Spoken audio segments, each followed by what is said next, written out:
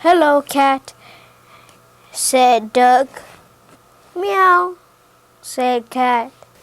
If you give a mouse a cookie, he is going to ask for a glass of milk. So you read to him from one of your books, and he'll ask to see the pictures. The mission of San Antonio Youth Literacy is to promote the literacy skills of San Antonio's at-risk youth in... Excuse me, sir. Is this where people are talking about the great sailing organization of San Antonio? Why, yes, but that's the S.A.Y.L.s organization. Oh my, you're flat. I'm Flat Stanley. I'm as flat as a pancake. I guess I should explain. A couple years ago, my big bulletin board fell on me when I was sleeping, and when my parents woke me up, I was flat. It was a shock. No one had ever seen a boy half an inch thick.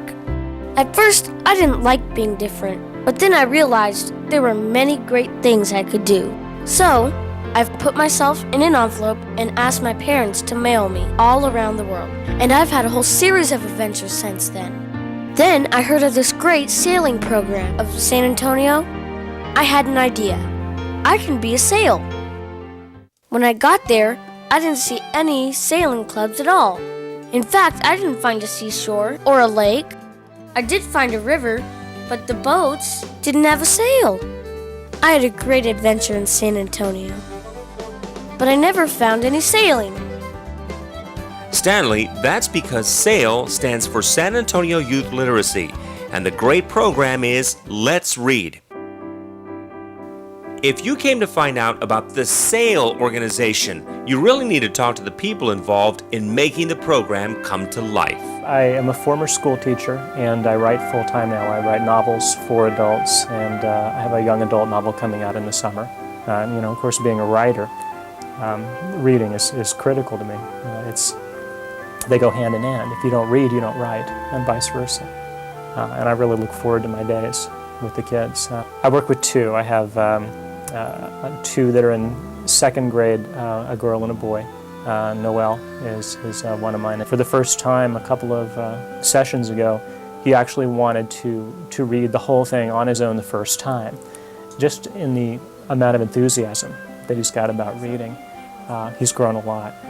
I think that kids tend to think things that are important that they get attention for. So if we pay attention to them when they're doing basketball, they're going to like basketball.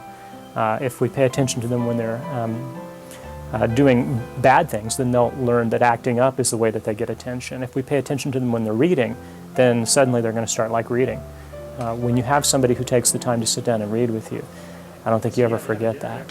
They're great kids, and just having them smile when I come in the door and hearing about their week, I guess like all volunteer work, you always get more out of it than you put in.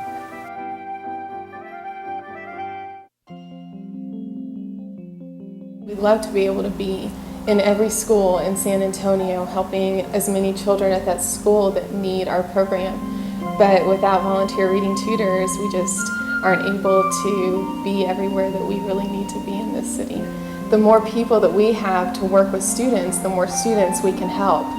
One of the neatest things, I think, is seeing the transformation that tutors make from when they go through the initial training to after they've been working with students for a while, because at training everything's new to them and they have questions and they're not really sure if they're going to be able to do what we're asking them to do, but then they go into the sites and into the schools and it almost is just so natural for them, and after a couple weeks they just enjoy it so much and they are wanting just to build more and more on what we've taught them and wanting to do as much as they can to help the students with their reading.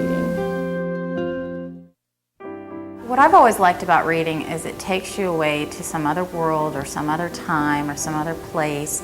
You're a part of that world when you read a book.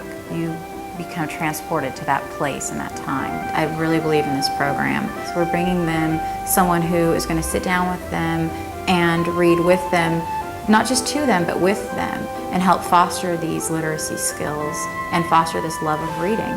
When I go to the schools and I see the children enjoy reading and looking forward to seeing their tutors, and I hear from the site directors that the parents and the teachers are seeing them enjoying reading for the first time and watching them come up to grade level or even beyond. So the work we do now, not only in the short term are we improving children's self-esteem with reading, but in the longer term, they're more likely to do well in school, they're more likely to graduate from high school, possibly go on to college.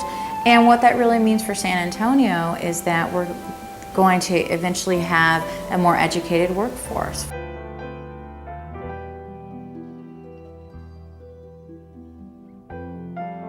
I think reading is a lifelong skill, and the love of reading is something, those are seeds we plant early. The child's literacy is developed through listening to stories, reading stories, and writing stories. Language is the basis of everything. The more a child is reading, the better the child's going to perform on tests. They have their ticket to success.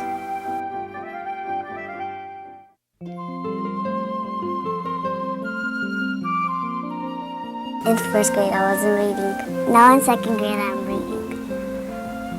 Whatever I read, I like it. The story is so interesting that you just like it so much, and you like that book all the time. You try to read and people help me read it. I get better and better. And my dad's so proud of me. First, when I had started reading, I sounded horrible. But then when I started reading again, it started getting better and better. You say small words, and then when you get to the big words, you have to say the big words. That's the part that I like, saying the big words. You can learn a lot of words from reading. Sometimes my brothers say, "Teach me how to read." One of my brothers, he's about 6 years old, and he gets a book, and then he doesn't say all this right. He says it his own way. Some of my friends say you got a gift from God how to read.